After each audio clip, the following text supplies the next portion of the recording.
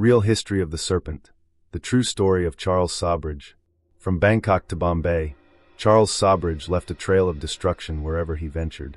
With BBC drama The Serpent now streaming on Netflix in the US, Nige Tassell reveals the story of the brazen career criminal who graduated from petty theft to cold-blooded murder. Charles Sobhraj was once asked what makes someone a murderer. "Either they have too much feeling and cannot control themselves," he answered, "or they have no feelings. It is one of the two." Sobhraj definitely falls into the latter camp. Born in Saigon in 1944 to an Indian father and Vietnamese mother, and brought up at a young age by his mother and her subsequent partner, a French army adjutant sergeant stationed in French Indochina. He attracted notoriety due to a string of murders during the mid-1970s along the well-trodden hippie trail that took Western backpackers across southern Asia. The dozen or so murders attributed to Sobhraj, some estimates put the number of his victims at more than double that figure, weren't the result of an out-of-control bloodlust. His worldview was such that murder was a way of maintaining his transcontinental lifestyle. Boasting both good looks and ineffable charm, Sobhraj would befriend those he encountered on his travels before disposing of them, usually after having drugged them. He would then steal his victims' identities, traveling on their passports to move from country to country undetected. Sobhraj appears not to have derived particular pleasure from the act of murder, nor did there seem to be any internal moral conflict around it.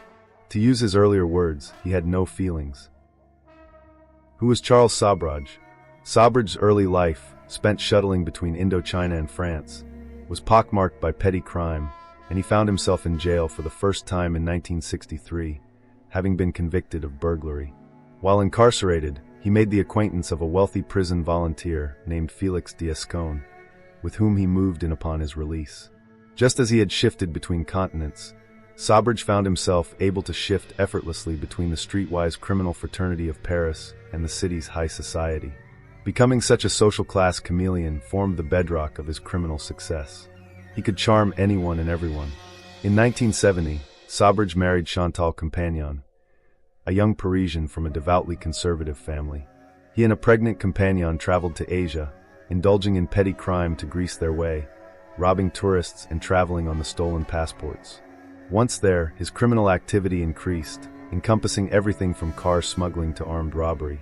Accordingly, he was no stranger to the inside of a jail cell, but he was also familiar with devising plans to get back out again. On more than one occasion, he feigned illness in order to be taken to hospital, whether claiming to be suffering from appendicitis or vomiting fake blood. In Kabul, Sobhraj once drugged the guard minding his room and simply walked out of the hospital. Sobhraj developed a capacity to misuse the trust of those close to him.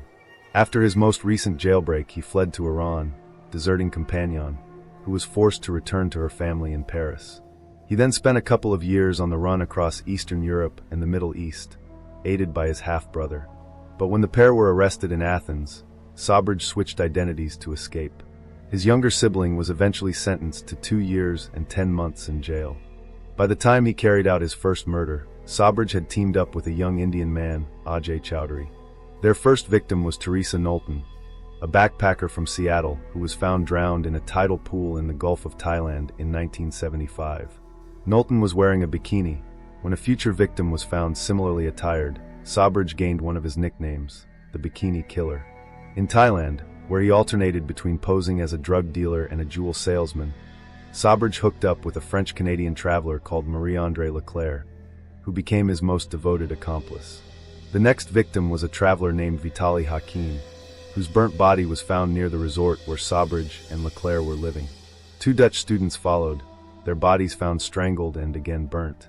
Then came the discovery of the corpse of Charmaine Carew, Hakim's girlfriend, who had traveled to Thailand to investigate his disappearance. Sobhraj and Leclerc then absconded to Nepal, where they met and murdered a pair of North American backpackers and traveled into India before returning to Thailand, all using their victims' passports.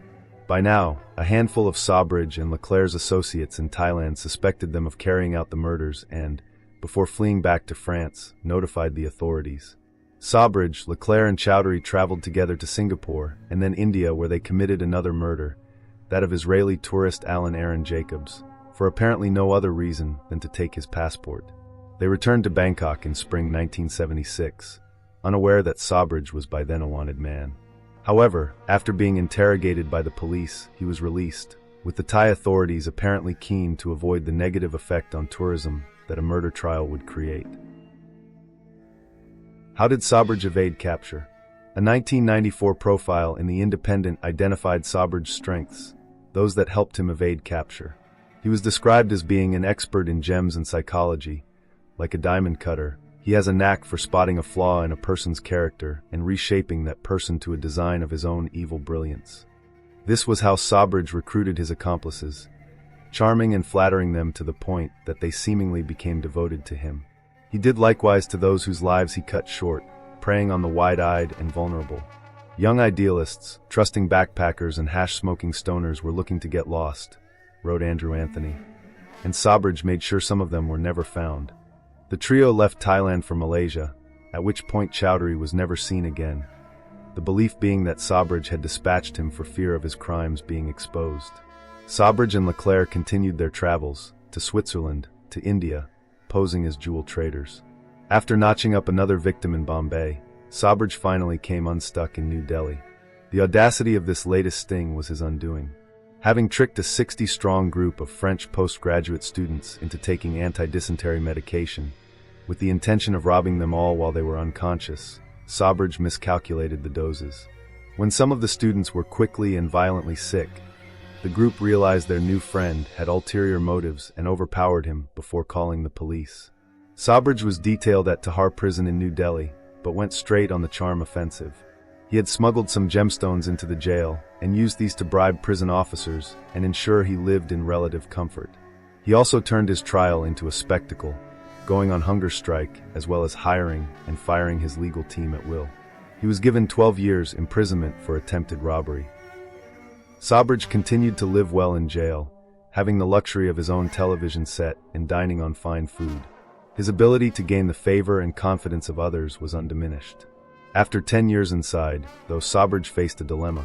While he was in jail, the murders he'd committed in Thailand had been thoroughly investigated, in particular by a Dutch diplomat, Herman Nippenberg, who had originally been charged with uncovering what had happened to those 2 Dutch students.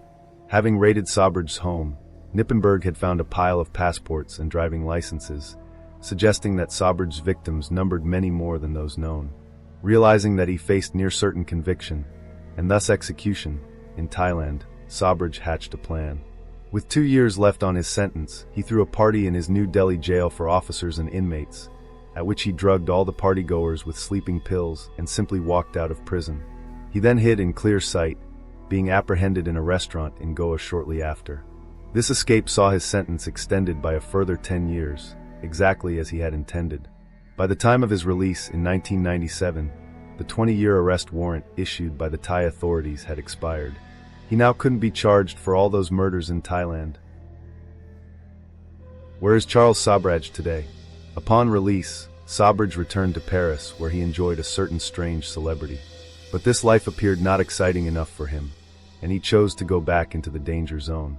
In 2003, he traveled to Nepal where, on the streets of Kathmandu, he was recognized and arrested for the murders of the 2 North American backpackers in 1975.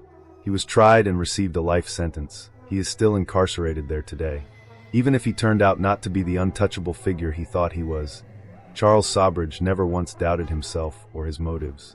"I can justify the murders to myself," he once claimed, looking back over the mayhem and destruction he left in his wake. "I never killed good people.